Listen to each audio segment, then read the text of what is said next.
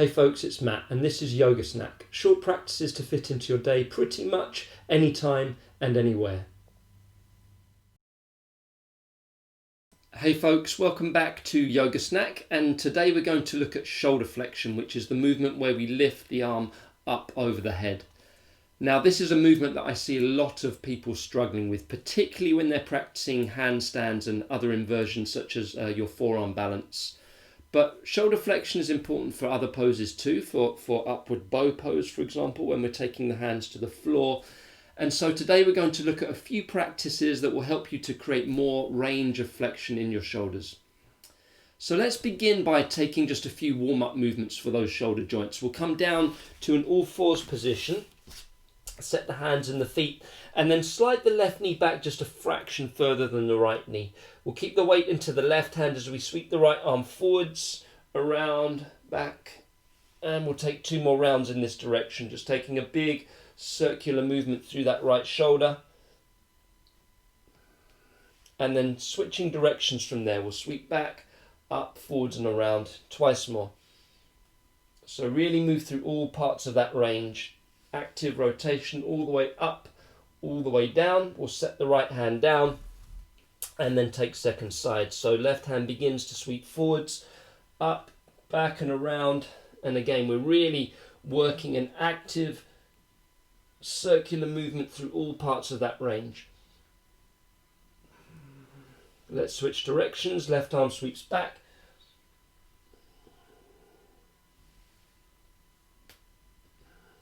And then one more time. We'll sweep the left arm all the way up and around, back to the floor. Let's sit back onto the heels and just take a few little rolls of the shoulders forwards and backwards from there.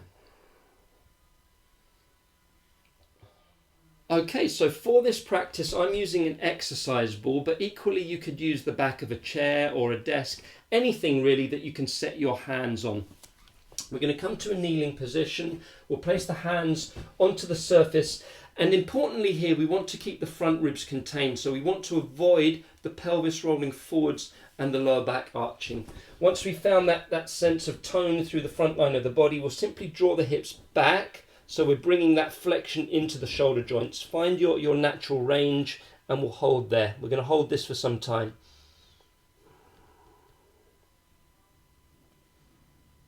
So as we hold this position, a little roll of the base of the spine, the tailbone towards the knees. So again, we're avoiding dropping into that lower back. We really want to focus these movements into the shoulder joints.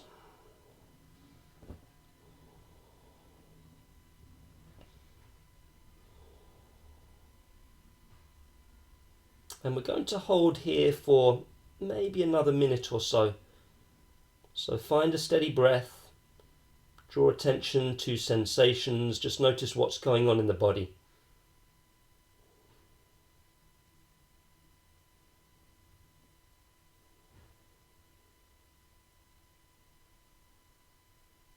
When we're looking to create greater range of movement in our joints, then it's helpful to spend some time in the position that we're looking to work on. Around about 1.5 to 2 minutes.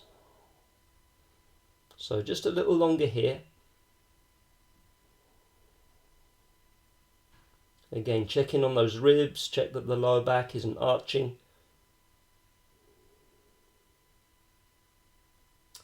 And then as we continue to hold this position, we're going to press the hands down into the surface. So I'm pressing my hands into the exercise ball, a little pressure down, gradually build to a strong but safe sensation.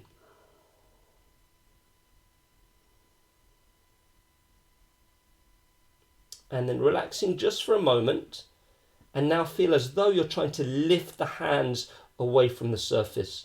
So my hands won't actually lift from the exercise ball here, but I'm engaging the muscles across the backs of the shoulders as if I'm trying to squeeze out just a little bit more flexion in those joints.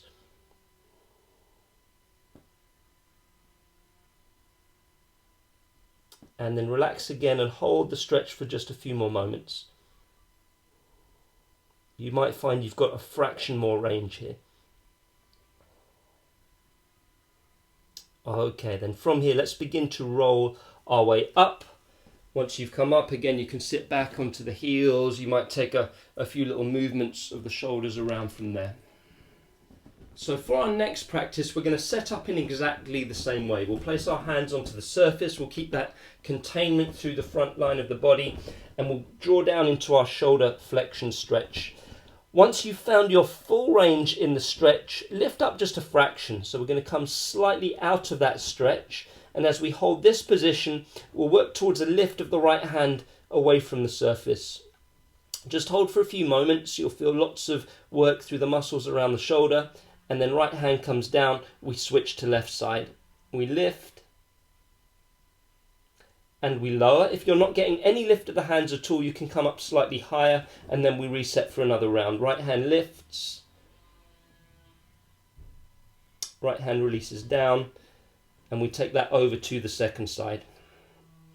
If it feels pretty easy to lift the hands away from the surface, drop down a little lower still. Make sure you're not rolling the pelvis forwards, and then we take another round again. Strong through the belly, right hand lifts, hold that position. Right hand resets and over to that left side. Okay, let's take one more round to either side. Again, you might find just a little bit more flexion here. Work towards that lift.